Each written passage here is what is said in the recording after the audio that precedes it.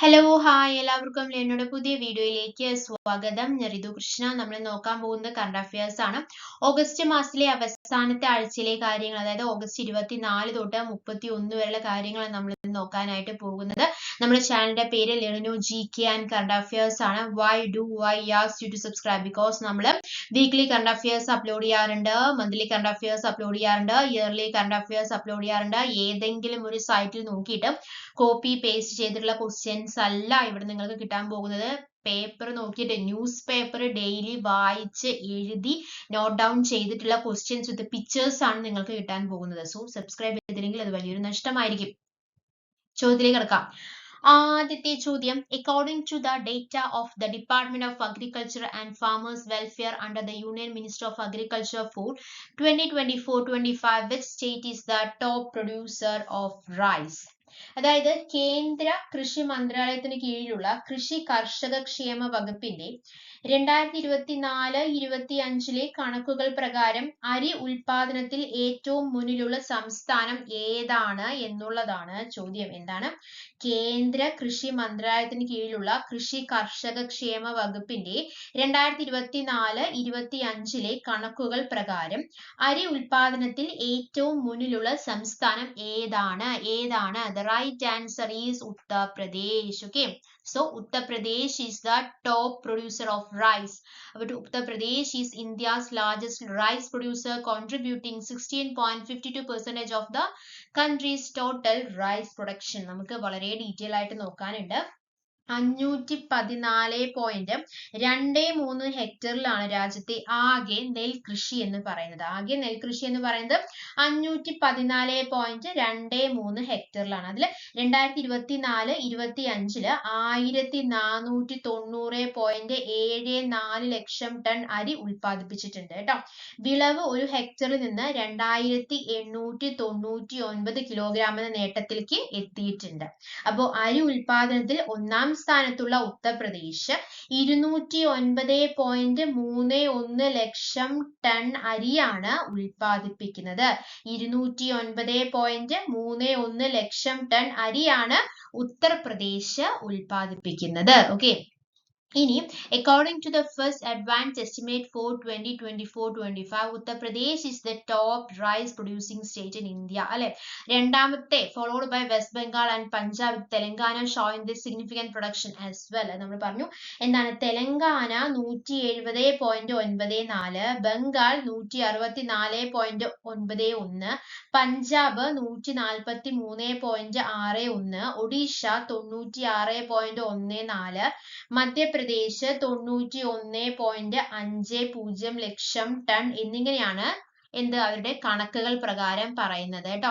അതുപോലെ തന്നെ അപ്പോൾ ഏറ്റവും top producing States for the 2024-25 period ഏതാണ്? ആദ്യത്തെ ഉത്തർപ്രദേശ്, രണ്ടാമത്തെ വെസ്റ്റ് ബംഗാൾ, മൂന്നാമത് പഞ്ചാബ്, നാലാമത് ഒഡീഷ, അഞ്ചാം ഛത്തീസ്ഗഡ്, പിന്നെ തെലങ്കാന. അപ്പൊ കേരളത്തിന്റെ സ്ഥാനം എവിടെയാണ് എന്ന് ചോദിച്ചു കഴിഞ്ഞാൽ കേരളം 5.28 ലക്ഷം ടൺ, തമിഴ്നാട് 71.36, കർണാടക 40.46, ആന്ധ്രാപ്രദേശ് 80.16 എന്നിങ്ങനെയാണ് സൗത്ത് ഇന്ത്യയിൽ വരുന്ന അരി ഉൽപാദനം എന്ന് പറയുന്നത് കേട്ടോ.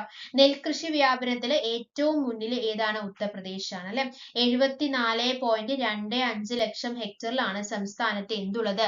നെൽകൃഷി ഉള്ളത്. So this data comes from the first advance estimate of the minister of agriculture and farmers welfare for the 2024-25 crop year. So Uttar Pradesh has emerged as a major producer അല്ലെ. റൈസ് പ്രൊഡ്യൂസറിൽ ഏറ്റവും first പ്ലേസിൽ വന്നിരിക്കുന്നത് ഉത്തർപ്രദേശ് ആണ്. നമ്മൾ എന്തിനാണ് ഇത്ര detail ആയിട്ട് പറയുന്നത്? അത് ജസ്റ്റ് ഒന്ന് പറഞ്ഞു പോയാൽ മതിയല്ലോ. Uttar Pradesh is the top producer of rice എന്ന് മാത്രം പറഞ്ഞു പോയി കഴിഞ്ഞാൽ മറന്നു പോകും. അപ്പൊ നമ്മൾ ഈ റിപ്പീറ്റ് ചെയ്തിട്ട് 2024-25 കണക്കുകൾ പ്രകാരം ഏറ്റവും കൂടുതൽ അരി ഉൽപ്പാദിപ്പിക്കുന്ന സംസ്ഥാനം ഏതാണ് എന്നിങ്ങനെ പറഞ്ഞ് വീണ്ടും അതിന്റെ എക്സ്പ്ലനേഷൻ പറഞ്ഞുകൊണ്ടിരുന്നു കഴിഞ്ഞു കഴിഞ്ഞാൽ നമുക്ക് വേഗം ക്ലിക്ക് ആവും ആൻസർ അല്ലെ. അപ്പൊ നമ്മൾ മറന്നുപോയില്ല. West Bengal through traditionally top producer is ranked third in this specific estimate. Okay, so പിന്നെ ഉത്തർപ്രദേശ് എന്തൊക്കെ കാര്യങ്ങളാണ് ഉത്തർപ്രദേശിനെ കുറിച്ച് പറയാനുള്ളത്? ഉത്തർപ്രദേശ് നോർത്തേൺ ഇന്ത്യയിലാണ്. most populous state in the country and the most populous country subdivision in the world അല്ലെ. പിന്നെ എന്താണ്? It is known for its rich history, diverse culture and significant religious sites. Location എവിടെ? നോർത്തേൺ ഇന്ത്യയിലാണ്. Bordering Uttarakhand, Himachal Pradesh to the north, Haryana to the west, Madhya Pradesh to the south and Bihar to the east അല്ലെ. Capital Lucknow ആണ്. Area, the fourth largest state in India by area. ഏരിയയിലെ നാലാമത്തെ largest state ആണ്. Population, the most populous state in India with over 241 million people. Rivers, Ganga, Yamuna rivers flow through the state. Tribal areas, the southern hills and Gangetic plains are the two distinct regions of Uttar Pradesh. അടുത്ത ചോദ്യം, രണ്ടാമത്തെ ചോദ്യമാണ്. Who was the longest serving union home minister എന്നാണ് ചോദിച്ചിരിക്കുന്നത്. അതായത് എന്താണ് ഈ ചോദ്യത്തിന്റെ അർത്ഥം? എന്താണ് ഏറ്റവും അധികം കാലം എന്താണ് പ്രവർത്തിച്ച കേന്ദ്ര ആഭ്യന്തര മന്ത്രി എന്ന നേട്ടം സ്വന്തമാക്കിയത് ആരാണ് എന്നുള്ളതാണ് ചോദ്യം. Who was the longest serving union home minister എന്നുള്ളതാണ് ചോദ്യം. ആരാണ്? The right answer is Amit Shah അല്ലെ. Amit Shah was the അല്ലെങ്കിൽ is the longest serving union home minister. 2025 August 5-ന് LK അദ്വാനിയുടെ റെക്കോർഡ് മറികടന്നുകൊണ്ടാണ് അമിത് ഷാ ഇന്ത്യയുടെ ഏറ്റവും കൂടുതൽ കാലം സേവനമനുഷ്ഠിച്ച കേന്ദ്ര ആഭ്യന്തര മന്ത്രി ആയത്. അപ്പൊ രണ്ടാമത്തെ സ്ഥാനം LK അദ്വാനിക്കാണ് കേട്ടോ. 2019 മെയ് 30-നാണ് അമിത് ഷാ ആഭ്യന്തര മന്ത്രിയായിട്ട് ചുമതലയേറ്റത്. 2019 മെയ് 30-നാണ്. അദ്വാനി 2256 ദിവസം, അതായത് 1998 മാർച്ച് 19 മുതൽ 2024 മെയ് 22 വരെ ആഭ്യന്തര മന്ത്രി ആയിരുന്നു. ഓക്കെ. അപ്പൊ who was the longest serving union home minister? Amit Shah. Okay. അടുത്ത ചോദ്യം, മൂന്നാമത്തെ ചോദ്യം. Which rivers are allocated exclusively to India under the Indus Water Treaty? അതായത് സിന്ധു നദീജല കരാർ പ്രകാരം ഇന്ത്യക്ക് മാത്രം അനുവദിച്ചിരിക്കുന്ന നദികൾ ഏതൊക്കെയാണ് എന്നുള്ളതാണ് ചോദിച്ചിരിക്കുന്നത്. ഏതൊക്കെയാണ്? The right answer is Ravi, Beas, പിന്നെ ഏതാണ് ഒരെണ്ണം കൂടി ഉണ്ടല്ലോ, സത്ലജ് അല്ലെ. Ravi, Beas, Satluj are the rivers are allocated exclusively to India under the Indus Water Treaty. Indus Water Treaty എന്ന് പറഞ്ഞാൽ എന്താണ്? സിന്ധു നദീജല കരാർ പ്രകാരം ഇന്ത്യക്ക് മാത്രം അനുവദിച്ചിരിക്കുന്ന നദികളാണ് രവി, ബിയാസ്, സത്ലജ് അല്ലെ. ഇന്ത്യയും പാകിസ്ഥാനും തമ്മിൽ നിലവിലുള്ള സിന്ധു നദീജല കരാർ പഹൽഗാമിൽ നടന്ന ഭീകരാക്രമണത്തിന് പിന്നാലെ ഇന്ത്യ താൽക്കാലികമായിട്ട് മരവിപ്പിച്ചിരിക്കുന്ന കാര്യം ഓർമ്മയുണ്ടല്ലോ. പഹൽഗാമിലെ ഭീകരാക്രമണത്തിന് ഒരു സിന്ധു നദീജല കരാർ അത് മരവിപ്പിച്ചിട്ടുണ്ടായിരുന്നു. അപ്പൊ ആ ഒരു കരാർ പ്രകാരം ഇന്ത്യക്ക് മാത്രം അനുവദിച്ചിരിക്കുന്ന നദികൾ ഏതൊക്കെയാണ്? രവി, ബിയാസ്, സത്ലജ് ആണ് അല്ലെ. 1960 സിന്ധു നദീജല കരാർ ഒപ്പുവെച്ചത് എന്നാണ്? 1960 സെപ്റ്റംബർ 19-നാണ് ഇന്ത്യയും പാകിസ്ഥാനും തമ്മിൽ ലോക ബാങ്കിന്റെ മധ്യസ്ഥതയിൽ സിന്ധു നദീജല കരാർ ഒപ്പുവെച്ചിട്ടുള്ളത് കേട്ടോ. കറാച്ചിയിൽ വെച്ച് ഇന്ത്യയുടെ പ്രധാനമന്ത്രി ജവഹർലാൽ നെഹ്റുവും പാകിസ്ഥാൻ പ്രസിഡന്റ് അയൂബ് ഖാനുമാണ് ഉടമ്പടിയിൽ ഒപ്പുവെച്ചിട്ടുണ്ടായിരുന്നത്. സിന്ധു ജലം, ചെനാബ്, രവി, ബിയാസ്, സത്ലജ് എന്നീ 6 നദികളുടെ ഉപയോഗത്തെ സംബന്ധിച്ചാണ് സിന്ധു നദീജല കരാർ പ്രതിപാദിക്കുന്നത്. അപ്പൊ ഏതൊക്കെ നദികളാണ്? സിന്ധു ജലം, ചെനാബ്, രവി, ബിയാസ്, സത്ലജ് എന്നീ 6 നദികളുടെ ഉപയോഗത്തെ സംബന്ധിച്ചാണ് സിന്ധു നദീജല കരാർ പ്രതിപാദിക്കുന്നത്. ഉടമ്പടി പ്രകാരം പടിഞ്ഞാറൻ നദികളായിട്ടുള്ള സിന്ധു ജലം, ചെനാബ് നദികളിലെ വെള്ളമാണ് പാകിസ്ഥാന് ഉപയോഗിക്കാൻ അനുവദിച്ചിട്ടുണ്ടായിരുന്നത്. ഇത് സിന്ധു കരാർ വ്യവസ്ഥയുടെ ശരാശരി വാർഷിക ഒഴുക്കിന്റെ ഏകദേശം 80%. ബാക്കി 20%മാണ് ഇന്ത്യക്കുള്ളത്. ഇതിന്റെ ഭാഗമായിട്ട് രൂപീകരിച്ച പെർമനന്റ് ഇൻഡസ് കമ്മീഷനാണ് കരാർ മേൽനോട്ടം വഹിക്കാനും ഡേറ്റ കൈമാറ്റത്തിനും സഹകരണത്തിനായി വാർഷിക യോഗങ്ങൾ ഉറപ്പാക്കുന്നത്. So which rivers are allocated exclusively to India under the Indus Water Treaty? Ravi, Beas and Satluj. Okay അല്ലേ. അടുത്ത ചോദ്യം, നാലാമത്തെ ചോദ്യം. Which project is implemented by the State's Food Safety Department with the slogan Good Food is the Nation's Right? അതായത് സംസ്ഥാനത്തെ ഭക്ഷ്യസുരക്ഷാ വകുപ്പിന്റെ നല്ല ഭക്ഷണം നാടിന്റെ അവകാശം എന്ന മുദ്രാവാക്യവുമായി നടപ്പാക്കുന്ന പദ്ധതിയുടെ പേര് എന്താണ് എന്നുള്ളതാണ്. The right answer is എന്താണ്? ഓപ്പറേഷൻ ഫുഡ് എന്നുള്ളതാണ് കേട്ടോ. അതായത് ഭക്ഷ്യസുരക്ഷാ വകുപ്പിന്റെ വിവിധ പേരിൽ അറിയപ്പെടുന്ന ഓപ്പറേഷൻ എല്ലാം കൂടിയിട്ട് ഓപ്പറേഷൻ ലൈഫ് എന്ന പേരിലാണ് അറിയപ്പെടുന്നത്, ഒറ്റ പേരിലാണ് അറിയപ്പെടുന്നത്, ഓപ്പറേഷൻ ലൈഫ്. ഓക്കെ, ഭക്ഷ്യസുരക്ഷയ്ക്കായിട്ട് operation shawarma, operation Matsya, operation Jagari, operation holiday തുടങ്ങിയ നിരവധി ഡ്രൈവുകളാണ് നടപ്പിലാക്കിയിട്ടുള്ളത്. അതിന്റെ കൂടി ഫലമായിട്ട് ഭക്ഷ്യസുരക്ഷാ സൂചികയിൽ കേരളം രാജ്യത്ത് 1ാം സ്ഥാനത്ത് എത്തിയിട്ടുണ്ട്. So which project is implemented by the state's food safety department with the slogan good food is the nation's right? It is Operation Life, which includes Operation Food, Operation Shawarma, Operation Fish and Operation Jaggery, and the project name is Operation Life എന്നുള്ളതാണ്. Operation Life കണ്ടില്ലേ, ഇവിടെ കൊടുത്തിട്ടുണ്ട് കേട്ടോ, അത് ഞാൻ bold ചെയ്യാൻ വിട്ടുപോയി. Operation life. Okay, so അപ്പൊ ഏതാണ് പ്രൊജക്ട് എന്ന് മനസ്സിലായി. ഈ ഭക്ഷ്യസുരക്ഷയ്ക്കായിട്ട് operation shawarma, operation Matsya, operation Jagari, operation holiday ഉണ്ട് തുടങ്ങി നിരവധി ഡ്രൈവുകൾ നടപ്പിലാക്കിയിട്ടുണ്ട്. ഓപ്പറേഷൻ ഷവർമ എന്ന് പറയുന്നതുകൊണ്ട് എന്താണ് ഉദ്ദേശിക്കുന്നത് ചോദിച്ചു കഴിഞ്ഞാൽ എന്താണ്, ഹോട്ടലുകള്, റെസ്റ്റോറന്റുകള്, മറ്റു ഭക്ഷണശാലകൾ എന്നിവിടങ്ങളിലെ ശുചിത്വം, ഭക്ഷണം സൂക്ഷിക്കുന്ന രീതി, പഴകിയ ഭക്ഷണം വിൽക്കുന്നത് തടയുക തുടങ്ങിയ കാര്യങ്ങൾ ഉറപ്പാക്കുന്നതിനുള്ള പരിശോധനയാണ് ഓപ്പറേഷൻ ഷവർമ എന്ന് പറയുന്നത്. ഓപ്പറേഷൻ മത്സ്യ കൊണ്ട് ഉദ്ദേശിക്കുന്നത് വിപണിയിൽ വിൽക്കുന്ന മത്സ്യങ്ങളിലെ രാസവസ്തുക്കൾ ചേർക്കുന്നത് തടയുന്നുള്ള പരിശോധനയാണ് ഓപ്പറേഷൻ ഫിഷ് അല്ലെങ്കിൽ ഓപ്പറേഷൻ മത്സ്യ എന്ന് പറയുന്നത്. ഓപ്പറേഷൻ ജാഗരി കൊണ്ട് ഉദ്ദേശിക്കുന്നത് ശർക്കരയിൽ മായം ചേർക്കുന്നത് കണ്ടെത്താനും തടയാനുമുള്ള ഒരു പരിശോധനയാണ് ഇത് ഓപ്പറേഷൻ ജാഗറി എന്ന് പറയുന്നത്. ഇനി ഓപ്പറേഷൻ നാളികേര ഉണ്ട്, അതെന്താണ്, സംസ്ഥാന വ്യാപകമായിട്ട് വെളിച്ചെണ്ണ ഉൽപാദന വിപണന കേന്ദ്രങ്ങളിലെ ഭക്ഷ്യസുരക്ഷാ വകുപ്പിന്റെ മിന്നൽ പരിശോധന, പറയാതെയുള്ള പെട്ടെന്നുള്ള പരിശോധനയാണ് ഓപ്പറേഷൻ നാളികേരം. നമുക്കറിയാലോ എണ്ണേന്റെ ഒക്കെ വില വളരെയധികം കൂടിയിരിക്കുന്ന സമയമാണ്, അതുകൊണ്ട് തന്നെ ഒരുപാട് മായം കലർന്നിട്ടുള്ള എണ്ണയാണ് ഇപ്പോൾ വിപണിയിലുള്ളത്. അപ്പൊ അതൊക്കെ തടയാൻ വേണ്ടിയിട്ടാണ് ഓപ്പറേഷൻ നാളികേരം. സുസ്ഥിരവും ആരോഗ്യകരമായിട്ടുള്ള നിലനിൽപ്പിനായിട്ട് ജൂൺ 7 ലോക ഭക്ഷ്യ സുരക്ഷാ ദിനമായിട്ട് ആചരിക്കുന്നുണ്ട്. ജൂൺ 7 കണക്റ്റിംഗ് പോയിന്റ്സ് പറയുന്നു എന്ന് മാത്രം. സുരക്ഷിതമല്ലാത്ത ഭക്ഷണം മൂലമുണ്ടാകുന്ന രോഗങ്ങൾ തിരിച്ചറിയുന്നതിനും നിയന്ത്രിക്കുന്നതിനുമുള്ള പ്രവർത്തനങ്ങൾക്ക് പ്രചോദനം പകരുക എന്നതാണ് ഈ ദിനാചരണത്തിന്റെ ലക്ഷ്യം എന്ന് പറയുന്നത്. ലോകാരോഗ്യ സംഘടന ഭക്ഷ്യ സുരക്ഷയുമായി ബന്ധപ്പെട്ട് ഉയർത്തുന്ന ഒരു സന്ദേശമുണ്ട്. അത് എന്ത് സന്ദേശമാണെന്ന് അറിയാമോ? ഫുഡ് സേഫ്റ്റി ഈസ് എവരിവൺസ് ബിസിനസ് എന്നുള്ളതാണ് ആ സന്ദേശം എന്ന് പറയുന്നത്. Okay, so operation life.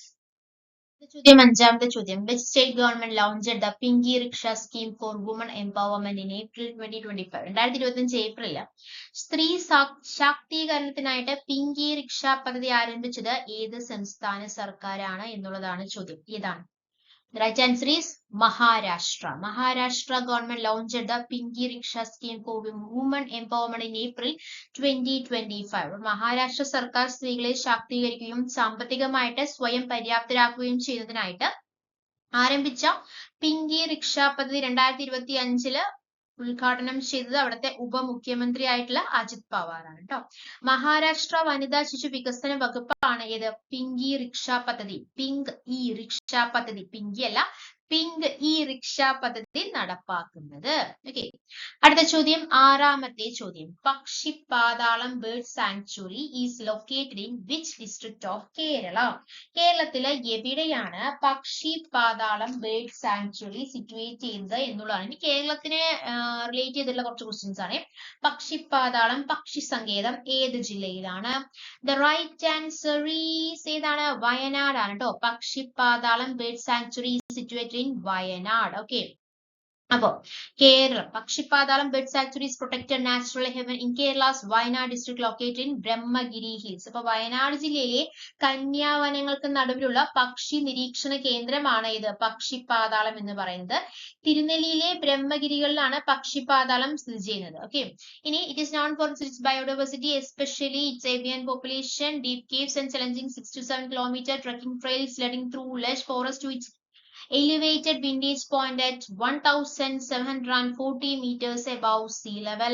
Key features include numerous species of birds, ancient rock caves, and the scenic beauty of the Western Ghats. Location എവിടെയാന്ന് പറഞ്ഞല്ലോ, വയനാട്ടിലാണ്. Altitude the sanctuary sits at 1,740 meters above sea level. കടൽ നിരപ്പിൽ നിന്ന് 1740 metre ഉയരത്തിലുള്ള പക്ഷിപ്പാതാളം മനോഹരമായ പക്ഷി നിരീക്ഷണ കേന്ദ്രമാണ് കേട്ടോ. കേരളത്തിലെ ഏറ്റവും വലിയ പക്ഷി സങ്കേതം എവിടെയാണ്? തട്ടേക്കാടാണ് കേട്ടോ. തട്ടേക്കാട് സങ്കേതമാണ്. ദേശാടന പക്ഷികളുടെ പറുദീസ എന്നറിയപ്പെടുന്ന പക്ഷി സങ്കേതം കോഴിക്കോടിനടുത്തുള്ള കടലുണ്ടി പക്ഷി സങ്കേതമാണ്. ജസ്റ്റ് പറഞ്ഞു എന്ന് മാത്രം. അടുത്തത് കേരളത്തിനെ കുറിച്ച് പറയൂ. ഗോഡ്സ് ഓൺ കൺട്രി എന്നറിയപ്പെടുന്നു. പറയാം, നമുക്ക് അറിയുന്ന കാര്യമാണ്. 21st largest Indian state by area and 13th most populous ആണ്. The state is celebrated for its high literacy rate, unique culture and diverse flora and fauna. Key facts about Kerala. കേരളത്തിലാണ് ജീവിക്കുന്നത്. എന്തൊക്കെ കാര്യങ്ങൾ അറിയാം? ക്യാപിറ്റൽ തിരുവനന്തപുരമാണ്. ട്രിവാൻഡ്രം എന്ന് അറിയപ്പെടുന്നു. 38,863 square kilometre ആണുള്ളത്. Population 33 million അല്ലെ.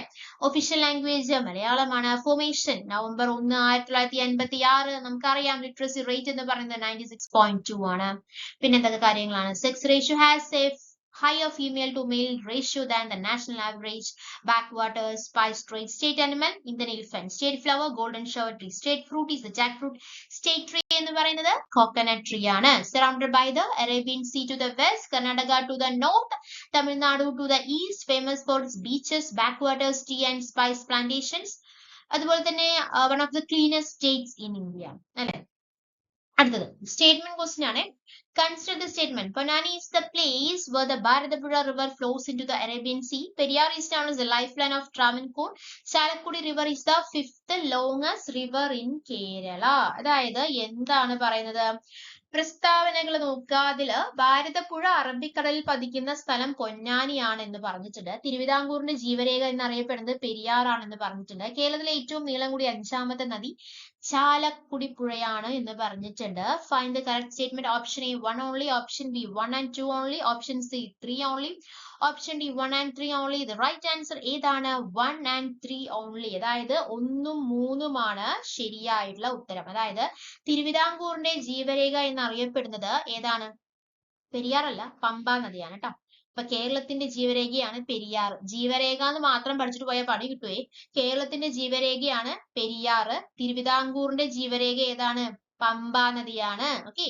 കേരളത്തിലെ ഏറ്റവും കൂടുതൽ ജലവൈദ്യുത പദ്ധതിയുള്ള നദി പെരിയാറാണ്. കേരളത്തിലെ നൈൽ എന്നറിയപ്പെടുന്നത് ഏതാ? ഭാരതപ്പുഴയാണ്. സോ ഇവിടുത്തെ കറക്റ്റ് ആയിട്ട് സ്റ്റേറ്റ്മെന്റ് 1ഉം 3ഉമാണ്. ഓക്കെ, 1 എന്നുള്ളതിനോട് 7 അറിയാതെ മിസ്റ്റേക്ക് വന്നതാണ് കേട്ടോ.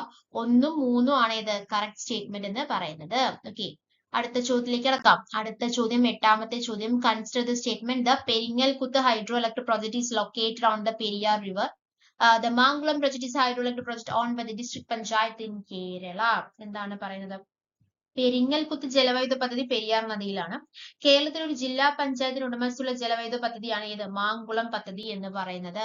ഏതാണ് റൈറ്റ് ആൻസർ എന്നുള്ളതാണ് ചോദിച്ചിരിക്കുന്നത്. The right answer is option B ആണ്. 1 and 2 are wrong. രണ്ടും തെറ്റാണ് കേട്ടോ. രണ്ടും തെറ്റാണ്. കാര്യം പെരിങ്ങൽകുത്ത് ജലവൈദ്യുത പദ്ധതി ചാലക്കുടി പുഴയിലാണ്. അതുകൊണ്ട് തന്നെ പ്രസ്താവന സ്റ്റേറ്റ്മെന്റ് 1 ഈസ് റോങ്. കേരളത്തിലെ ഒരു ജില്ലാ പഞ്ചായത്തിന്റെ ഉടമസ്ഥയിലുള്ള ജലവൈദ്യുത പദ്ധതി മീൻവെല്ലം പദ്ധതിയാണ്. അതിനാൽ രണ്ടാമത്തെ സ്റ്റേറ്റ്മെന്റ് മാങ്കുളം പദ്ധതിയല്ല. പഠിച്ചിട്ട് പോയി കഴിഞ്ഞാൽ കാര്യമില്ല. മീൻവെല്ലം പദ്ധതിയാണ് കേട്ടോ. ഇന്ത്യയിൽ ആദ്യമായിട്ട് വൈദ്യുതോൽപ്പന്നം തുടങ്ങിയ ഗ്രാമപഞ്ചായത്ത് ഏതാണ്? അതാണ് മാങ്കുളം. ഇന്ത്യയിൽ ആദ്യമായിട്ട് വൈദ്യുതോൽപാദനം തുടങ്ങിയ ഗ്രാമപഞ്ചായത്ത് മാങ്കുളമാണ്. കേരളത്തിലെ ആദ്യ ജലവൈദ്യുത പദ്ധതി പള്ളിവാസലാണ്. മലബാറിലെ ആദ്യത്തെ ജലവൈദ്യുത പദ്ധതി എവിടെയാണെന്നറിയോ? കുറ്റ്യാടിയാണ് കേട്ടോ. പറഞ്ഞൊന്ന് മാത്രം ജസ്റ്റ് ഒന്ന് കണക്ട് ചെയ്തു. 9ാമത്തെ ചോദ്യം. വിച്ച് വാട്ടർവേ ആണ് west cost canal? West cost canal എന്നറിയപ്പെടുന്ന ജലപാത എന്ന് പറയുന്നത് ദേശീയ ജലപാത 3, നാഷണൽ വാട്ടർവേ 3. ഓക്കെ, നാഷണൽ വാട്ടർവേസും അത് ബന്ധിപ്പിക്കുന്ന സ്ഥലങ്ങളും ഇവിടെ പ്രൊവൈഡ് ചെയ്തിട്ടുണ്ട്. നാഷണൽ വാട്ടർവേ 3 എന്ന് പറയുന്നത് Kollam Kozhikode, national waterway 8 Alappuzha Changanassery, national waterway 9 Alappuzha Kottayam, national waterway 13 Poovar, അതുപോലെ തന്നെ എന്താണ് Irayimmal Thurai. Okay, national waterway 59 Kottayam Vaikom. അടുത്ത ചോദ്യം, അവസാനത്തെ ചോദ്യം, 10ാമത്തെ ചോദ്യം. Consider the given statements. Arippa bird sanctuary is in Thiruvananthapuram. തിരുവനന്തപുരത്തുള്ള ഒരു പക്ഷി സങ്കേതമാണ് അരിപ്പ പക്ഷി സങ്കേതം. രണ്ടാമത്തെ, Agasthyarkoodam is the southernmost mountain range of the Western Ghats. എന്താണ്? പശ്ചിമഘട്ടത്തിലെ തെക്കേയറ്റത്തെ മലനിരയാണ് അഗസ്ത്യാർകൂടം. മൂന്നാമത്തെ എന്താ പറഞ്ഞിരിക്കുന്നത്? Mankayam eco tourism project is in Kozhikode. Mankayam eco tourism പദ്ധതി കോഴിക്കോടാണ്. ശരിയായ പ്രസ്താവന ഏതാണ് എന്നുള്ളതാണ് ചോദിച്ചിരിക്കുന്നത്. 1 and 2 are right. The right answer is option A ആണ്. 1 and 2 are right. Mankayam eco tourism പദ്ധതി തിരുവനന്തപുരം ജില്ലയിലെ നെടുമങ്ങാട് താലൂക്കിലാണ് കേട്ടോ. ഓക്കെ. പിന്നെ ഇന്ത്യയിലെ ആദ്യ ബയോളജിക്കൽ പാർക്കാണ് അഗസ്ത്യാർകുളം എന്ന് പറയുന്നത്. പേപ്പാറ വന്യജീവി സങ്കേതം തിരുവനന്തപുരത്താണ്. വാഴവൻതോൾ വെള്ളച്ചാട്ടം, അതുപോലെ തന്നെ എന്താണ് കലക്കയം വെള്ളച്ചാട്ടം, മങ്കയ വെള്ളച്ചാട്ടം എന്നിവ എവിടെയാണ്? തിരുവനന്തപുരത്താണ്. So the statements are 1 and 2 are right. Okay. So നമ്മൾ ഒരുപാട് കാര്യങ്ങൾ ഡിസ്കസ് ചെയ്തു. എടുത്ത കാര്യങ്ങളെല്ലാം നിങ്ങൾക്ക് വളരെ വ്യക്തമായിട്ട് മനസ്സിലായി അല്ലെങ്കിൽ ഉപകാരപ്പെട്ടു എന്ന് പ്രതീക്ഷിക്കുന്നു. അങ്ങനെ ഉപകാരപ്പെട്ടുണ്ടെങ്കിൽ നമ്മുടെ ചാനൽ സബ്സ്ക്രൈബ് ചെയ്യുക, സപ്പോർട്ട് ചെയ്യുക. Thank you. Thanks for your time. By.